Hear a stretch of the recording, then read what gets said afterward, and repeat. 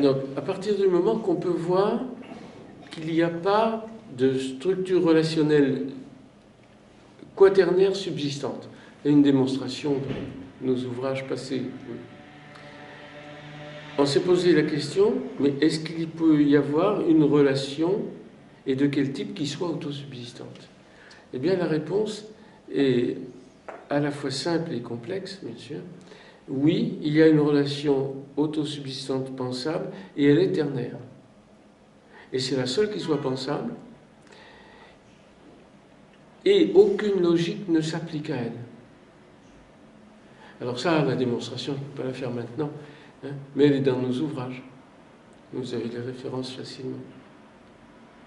Et donc, ça rejoint la doctrine de la Sainte Trinité.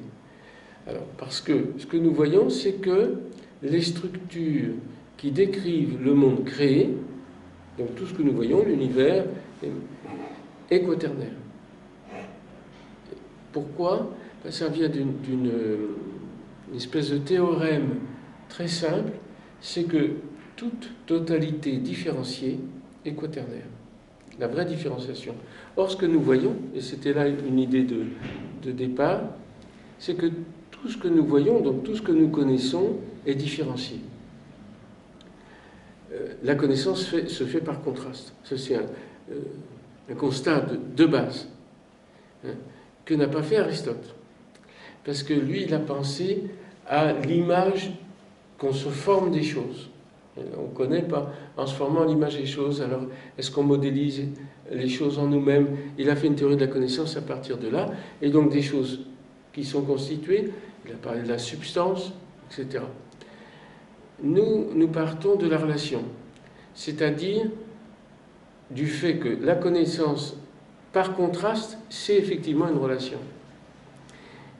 Et l'idée, c'est que la relation de différenciation est quaternaire et que si l'on sait produire une relation de différenciation, on peut tout produire.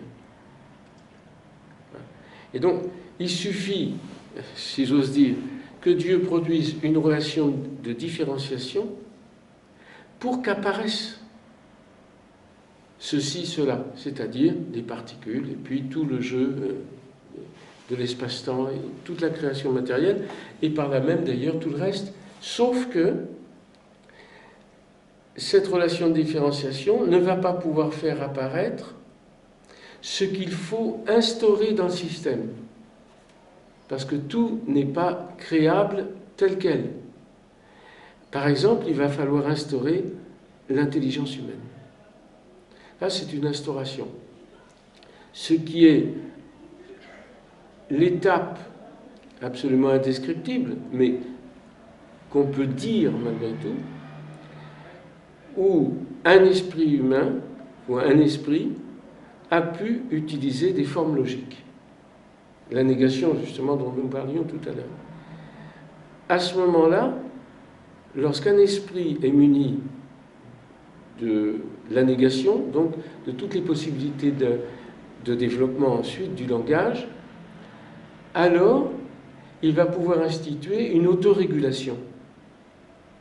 Vous voyez ? Une régulation libre et volontaire. Parce que dans le vivant, nous voyons que tout est régulé, mais jusqu'à l'homme,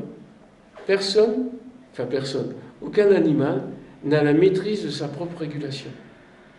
Il subit sa propre régulation. D'ailleurs, comment elle s'est instituée, un gros problème.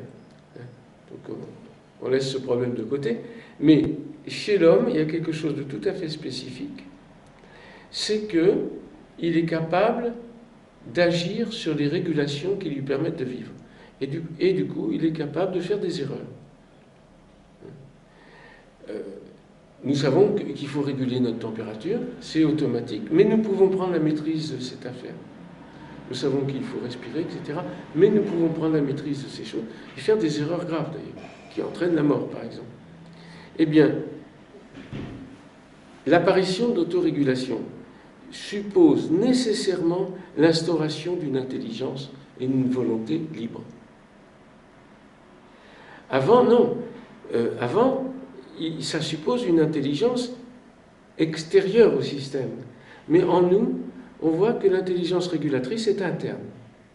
Autrement dit, nous sommes les seuls êtres à qui il est donné la liberté, avec les anges. Les anges sont libres aussi.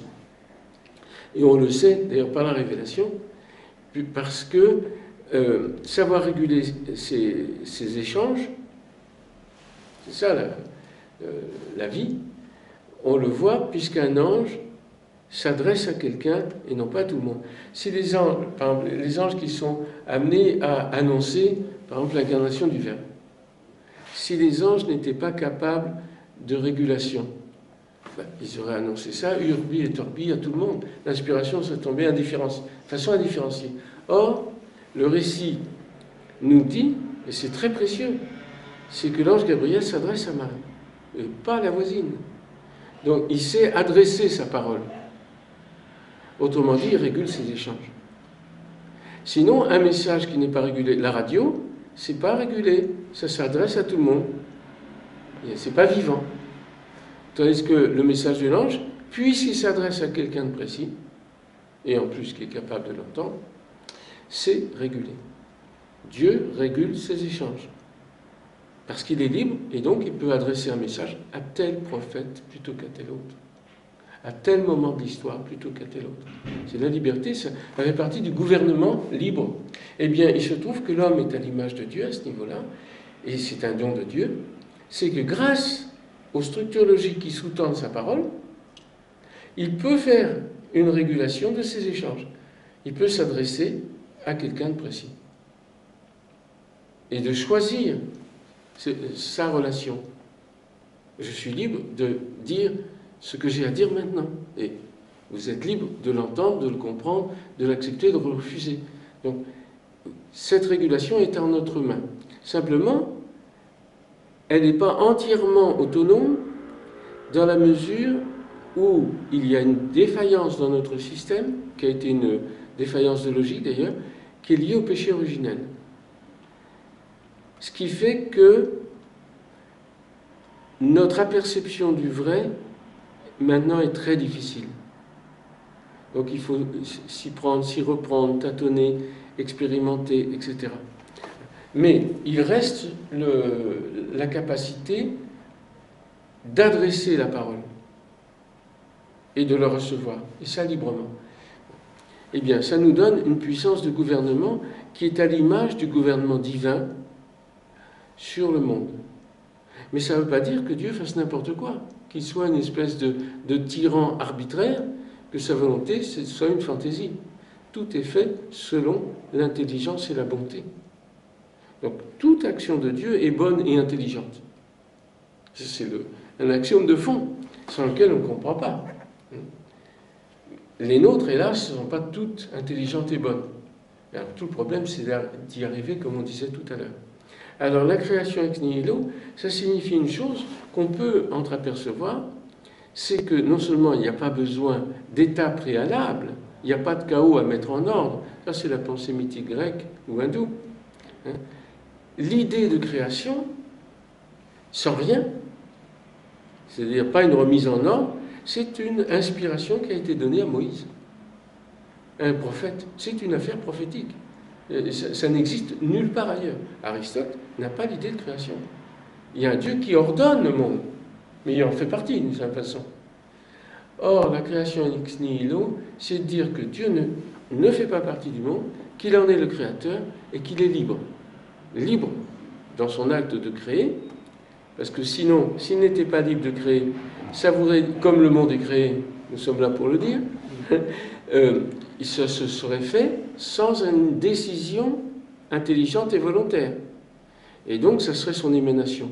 Et donc, on retombe dans la case d'avant, c'est-à-dire que le Dieu serait simplement la notion d'ordre dans le monde, comme la plupart des gens pensent. Or, Dieu n'est pas l'ordre du monde. Il y impose un certain ordre pour que ça existe, tout simplement. Et ensuite, il y a un gouvernement possible de sa part et de la nôtre. Autrement dit, il nous donne d'être co-gouvernants du monde, dans des mesures assez strictes, encore qu'elles s'étendent actuellement. On est en train de prendre pouvoir, par exemple, sur la biologie, avec toutes les manipulations sur les ADN, etc. etc. Alors c'est effrayant, oui, mais en même temps c'est beau, puisque c'est dans le développement de ce que Dieu nous a donné. Dieu nous donne ce pouvoir, mais à nous d'utiliser ce pouvoir selon l'intelligence et la bonté. Et c'est là qu'on voit que le problème est vraiment actuel.